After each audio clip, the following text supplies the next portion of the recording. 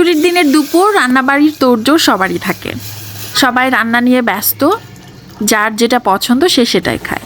আমার ওনার আজকে ছুটি, উনি সপ্তাহে একটা দিন দুপুরে নিজের মতো করে আয়েশ করে খেতে পারেন, কারণ অন্য অন্য দিন এই সময় তিনি অফিসে থাকে, আর ম্যাক্সিমাম দিন দেখা যায় তার আসলে বক্সে করে খাবার নিয়ে যাওয়ার মুডও থাকে না।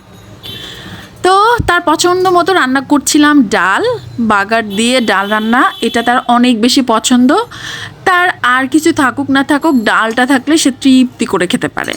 এবং আমি ওনাকেই দেখলাম যে উনি এমন কোনো কিছুর সাথে নাই যে ডাল মিক্সড করে খেতে পারে না। ডাল রান্না শেষ করে শাক ভাজি উঠিয়ে দিচ্ছি। শাক ভাজি আর পাশে মুরগি রান্না করব। এই জন্য মুরগিটা রান্না করছি আমার ছেলের জন্য, আমরা তো খাবই, কিন্তু ওর চিন্তা করে বেশি করে আলু দিয়ে মুরগি রান্না করছি। আর এই পাশে শাকটা ভাজি করব, লাল শাক রান্না করছি। লাল শাকটা সবারই পছন্দ, তাই না? লাল শাকের মধ্যে যেরকম ভিটামিন আছে, এবং এমনও অনেক মানুষ আছে অন্য কোনো কিছু খায় না কিন্তু লাল শাকটা খুব পছন্দ করে। মুরগির জন্য এই তো পেঁয়াজটা হালকা করে ভেজে নেব, মশলা দিয়ে নিচ্ছি, তারপর এর মধ্যে কষিয়ে মুরগি রান্না করব।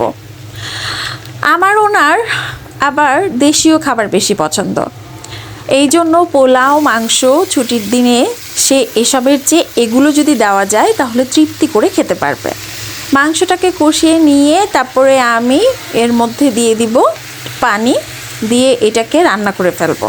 খুব শর্টকাট রান্না করছি। ঘুম থেকে উঠেছি আজকে বেলা 10টা বাজে, উঠে দেখি বৃষ্টি হচ্ছে ঝুম।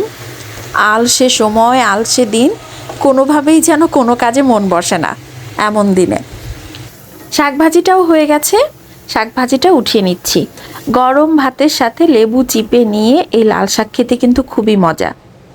তারপর আর একটা চুলায় বসিয়ে দিচ্ছি হাতে মাখা চচ্চড়ি। টাটকিনি মাছ দিয়ে নানান রকম সবজি মিশিয়ে এই চচ্চড়িটা রান্না করব। নানান রকম সবজি মিশিয়ে দিচ্ছি বলে একটু একটু বাটা মশলাও ইউজ করছি।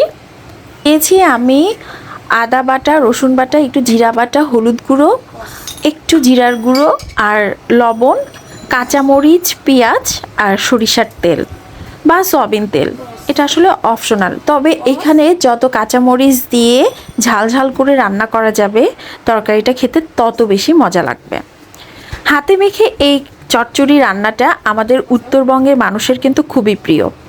আপনারা যারা অন্য অন্য অঞ্চলের মানুষ এভাবে করে খান নাই, খেয়ে দেখতে পারেন।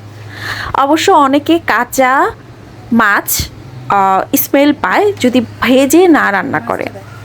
তো আমরা আসলে ছোট থেকে এভাবে খেয়ে অভ্যস্ত। এটা আসলে ডিপেন্ড করে যার যার রুচির উপর, অভ্যাসের উপর। তারপর মাছটাকে এর মধ্যে মিশিয়ে নিয়ে আমি এটা চুলায় বসিয়ে দেব। মুরগিটাও কষানো হয়ে গেছে। আমি এখন এর মধ্যে পানি দিয়ে যতটুকু ঝোল রাখতে চাই সেই পরিমাণ পানি দিয়ে খানিকক্ষণ জাল করে এটাকে নামিয়ে ফেলবো। এই ফাঁকে কিন্তু লবণটাও টেস্ট করে নেব। আমার চচ্চড়ি রান্নাও শেষ হয়ে গেছে। এদিকে মুরগিও প্রায় 10 মিনিট জাল করার পর আমি ঢাকনাটা খুলে এর মধ্যে জিরার গুঁড়ো ছিটিয়ে দিচ্ছি। শেষ ভাগে একটু জিরার গুঁড়ো দিলে টেস্টটা অনেক বেড়ে যায়। এই তো ছিল আজকে দুপুরে আয়োজন, বাঙালি খাবার দাবার। আমার হাজব্যান্ড এবং আমার সন্তান, মানে আমার পরিবার যদি তৃপ্তি করে খেতে পারে তাহলেই আমার রান্নাটা সার্থক।